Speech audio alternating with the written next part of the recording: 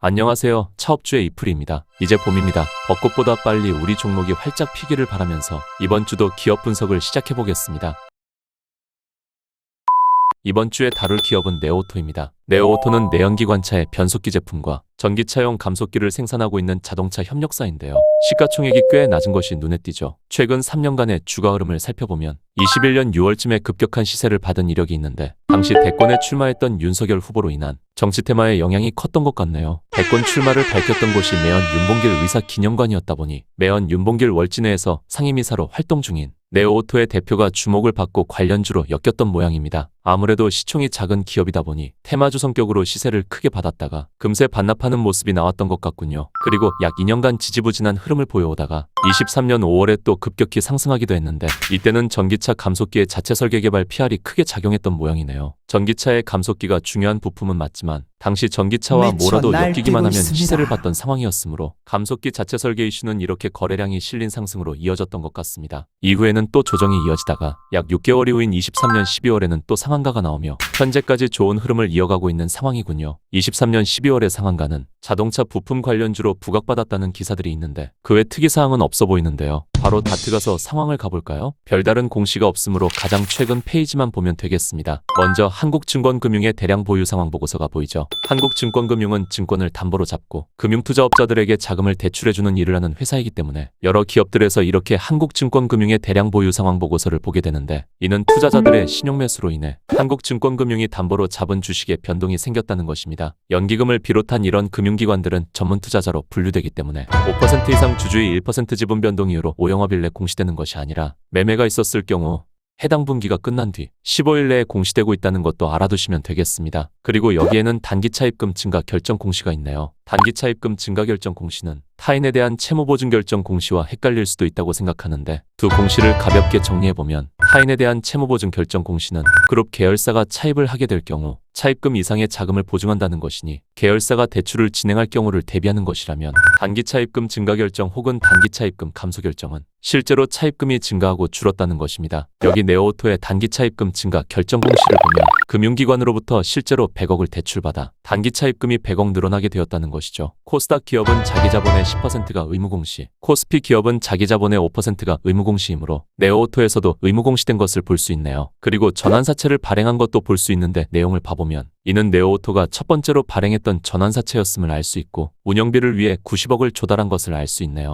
여기에 참여한 투자자는 사모투자업자 회사가 설립한 법인이었으니 일반적인 경우처럼 재무적인 투자자가 참여했다고 보면 되겠습니다. 이 투자법인은 주당 9,647원의 전환가액에 투자를 하게 되었고 여기에는 최대 6,753원까지 조정될 수 있는 조정옵션이 있네요. 상향조정이 도입된 이후 발행된 전환사채이기 때문에 상향조정에 대한 리픽싱 조건도 있습니다. 매 7개월마다 전환가액에 조정이 가능하군요. 상향조정 옵션이 있다 해도 전환가액에 하향조정 옵션이 있다면 진입에 있어 조금은 꺼려지게 되죠. 그리고 투자자들이 조기 상환할 수 있는 옵션은 27년 2월부터 또 회사가 지정한 이가 매입할 수 있는 콜 권리는 26년부터인데 30% 내에서만 행사할 수 있도록 설정했네요. 콜 옵션은 발행 당시 최대주주 및 특수관계인의 지분 이내에서 설정할 수 있습니다. 현재 네오토 최대주주 및 특수관계인의 지분이 51.18%이니 최대로 끌어서 콜 옵션을 설정했다기보다는 일반적인 수준에서 콜 옵션을 설정했다고 볼 수 있겠네요. 배당 공시도 한번 봐보면 네오토는 스몰캡임에도 1주당 150원에 배당을 하는군요. 물론 배당 수익률이 높은 편은 아니지만 이렇게 매년 배당을 해왔던 것을 알 수 있고 주당 순이익이 높아지는 것에 비례하여 딱 그만큼만 배당을 높여오고 있는 것을 알 수 있습니다. 이미 현금 흐름이 안정된 스몰캡이라고 추측되는데 보고서에서 봐보면 되겠군요. 여기 30% 실적 변동 공시도 보면 네오토의 실적 성장세가 꽤 좋은 상황이네요. 고객사 물량 증가 덕분에 매출이 20% 증가했고 이로 인한 이익 규모의 증가하는 모습입니다. 다만 증가한 이익 규모로 인해 법인세가 증가했겠죠. 그리고 시총 800억대의 스몰캡치고 매출 규모도 꽤 크고 이익 규모도 좋은 것을 알 수 있네요. 저성장의 자동차 부품 사업 때문인지 저평가된 모습이 있었겠는데 이제 전기차 감속기도 붙게 되고 실제 실적에서도 변화를 보이니 기업 가치가 재평가되고 있는 상황 같군요. 물론 내부 이슈가 있었을 수도 있겠지만 실적에서 이러한 변화를 보였기 때문에 23년 말에 시세를 받게 되지 않았을까 싶네요. 마지막으로 김선현 대표의 대량 보유 상황 보고서가 있습니다. 최대 주주 및 특수관계인의 보유 주식이 꽤 증가했기 때문인데 이는 특히 모빌리티 사업 재편 유한회사의 12인수로 인한 증가였네요. 즉 네오오토의 전환사채에 투자한 투자법인이 김선현 대표의 특수관계인에 새롭게 편입되었다는 것인데 자세한 것은 1분기 보고서가 나와야 알 수 있겠지만 해당 투자법인이 네오오토 김선현 대표와 관련됐다는 거죠. 따라서 최대주주 및 특수관계인 지분이 꽤 증가했어요.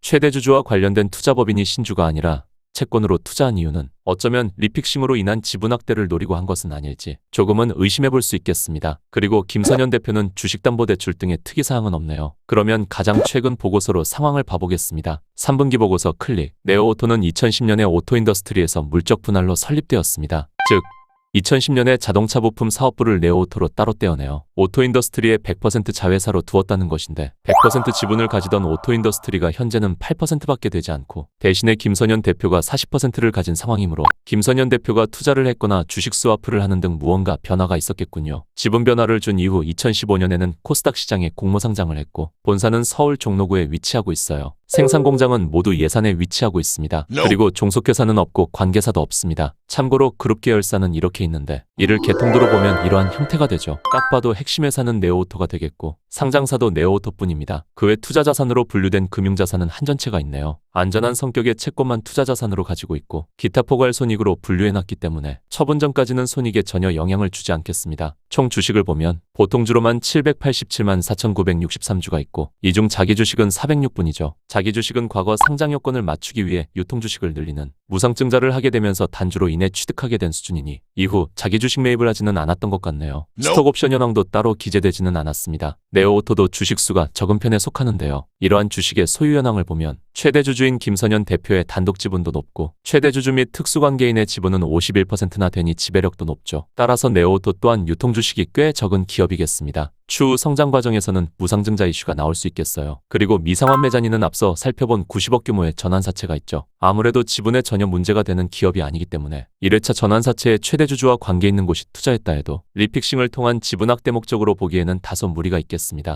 그러면 이제 재무제표를 봐볼까요? 먼저 현금 자산이 130억 정도 증가했는데 이는 영업 활동 덕분에 증가한 것으로 보시면 되겠습니다. 현금 흐름이 좋다는 것을 알 수 있네요. 대부분 유형자산이 기계장치이다 보니 감가상각으로 인한 감소도 보이는군요. 하지만 기계장치에 대한 시설 투자도 꾸준히 하고 있는 모습인데 실제로 예산 공장의 설비 현황을 보면 가동률은 높게 유지되고 있지만 생산 능력이 조금씩 증가하고 있네요. 그리고 여기 전기차 감속기 부품이 추가되고 있는 것도 눈에 띕니다. 아무래도 전기차 감속기 부품의 시설 투자가 진행될 수도 있겠는데 360억의 현금 자산이 있고 최근에 90억을 전환사채로 조달했으며 매분기 30억의 이익을 벌어들이기 때문에 증자 없는 사업 확장을 해나갈 수 있겠어요. 성장성을 가진 EV 제품의 확대를 증자 없이 자체적으로 할 수 있으니 꽤 좋은 상황의 스몰캡이라고 볼 수 있겠습니다. 부채 부분도 봐보면 장기 차입금 일부의 만기가 1년 내로 도래하여 단기 차입금 및 유동성 대체 계정으로 옮겨진 거세에는 변화가 딱히 없네요. 차입금은 총 210억 정도 있는데 이제 전환사채 부채가 90억 추가되죠. 스몰캡이라 대체로 간단해서 좋네요. 이제 자본 쪽도 보면 자본금은 39.3억이고 자본 총계는 1,070억이네요.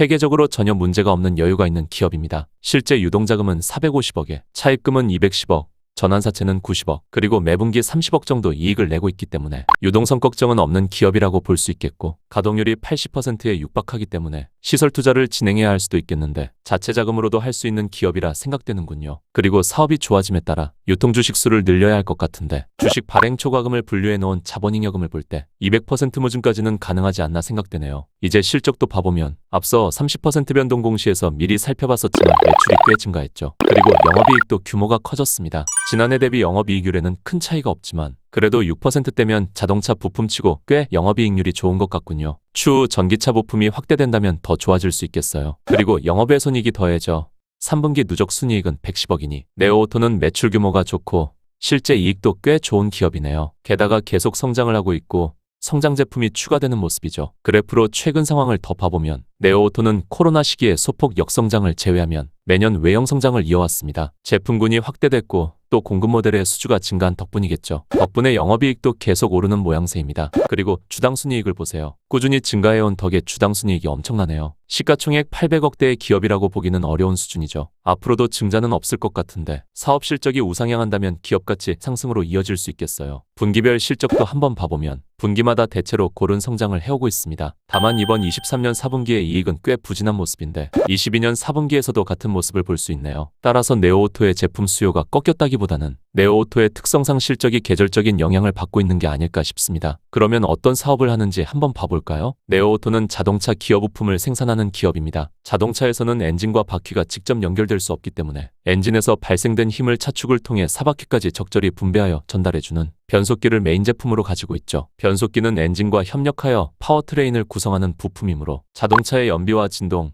소음 그리고 전반적인 주행과 고객 안전까지 직접적으로 관련이 높은 중요 부품이기 때문에 기존의 품질을 인정받은 협력사가 신규 자동차 모델에도 꾸준히 채용되는 구조입니다. 변속기 제품 중에서도 네오오토의 주력 제품은 대형기어와 피니언기어네요. 다 기어류이기 때문에 단조 및 연삭된 선삭품을 원료로 매입하여 톱니가 있게 깎아내는 가공을 거쳐 기어를 만들어내는 기술을 가진 것인데 이를 현대차와 기아차에도 공급하고 있지만 현재 주요 고객사는 현대자동차의 파워트레인을 담당하는 현대트랜시스입니다. 현대자동차의 자회사죠. 2016년부터 이러한 기어들을 현대트랜시스 멕시코 공장에 공급하게 되면서 네오오토의 본격적인 성장이 시작되었다고 볼 수 있겠는데 덕분에 현대 기아차의 여러 차종의 적용이 확대되면서 품질을 인정받아 꾸준히 신규 모델에도 적용되어 성장을 이어왔다고 볼 수 있겠어요. 그리고 이후에는 엔진 대신 모터와 배터리로 구동되는 전기차에서 변속기 역할을 하는 감속기를 개발 완료하여 이미 아이오닉 6 니로 EV, 코나 EV에도 적용되어 출시됐고 아이오닉 7 EV9의 감속기까지 수주를 완료하고 양산 예정입니다. 현대 기아차 주요 전기차들의 감속기를 공급하니 감속기의 공급 확대는 앞으로 실적에 꽤 긍정적으로 작용하겠어요. 게다가 자체 설계까지 개발을 완료했다고 하니 전기차 감속기 분야에서의 기술력을 갖추고 있다고 볼 수 있겠습니다. 각 제품별 실적 변화를 보면 기존 주요 매출처인 기어류가 꾸준히 성장을 이어가는 가운데 전기차 감속기의 성장이 꽤 가파릅니다. 22년에 48억이 발생되던 전기차 감속기 매출이 23년에는 거의 3에서 4배까지 증가했을 걸로 보이네요. 이미 양산된 전기차에서도 적용되어 검증된 품질 덕분에 앞으로도 예정된 신규 모델이 출시하면서 꾸준히 외형 성장과 이익 규모의 확대를 계속 이어갈 수 있겠군요. 참고로 네오오토처럼 현대 기아차 및 테슬라에 변속기 및 감속기의 부품을 공급하는 국내 기업들은 시총 816억의 서진오토모티브가 있고 시총 1694억의 DIC가 있는데 두 기업의 매출과 이익 규모는 네오오토보다 3배 이상 큰 것을 볼 수 있는데 네오오토와도 자주 비교될 수 있기 때문에 참고하면 되겠습니다. 그러면 잊지 말까요? 이프리의 요약 시간입니다.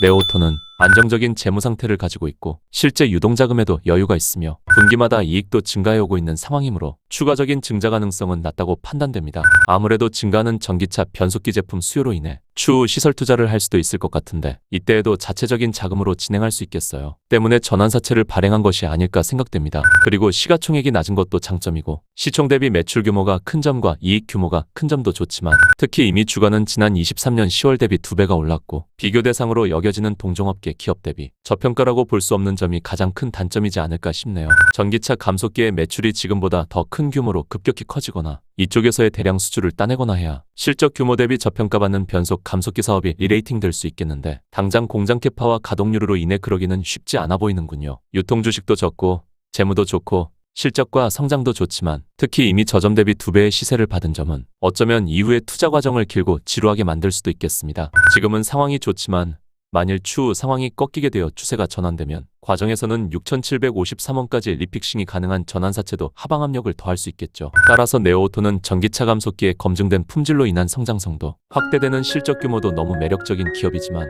이미 급등한 접근에 있어서는 어쩌면 위험할 수도 있기 때문에 보류하는 것이 안전한 선택이지 않을까 생각합니다. 아쉽지만 시간이 지나서 다시 보는 편이 좋겠다는 생각이네요. 그러면 오늘도 차트 없는 주식 투자였습니다. 감사합니다.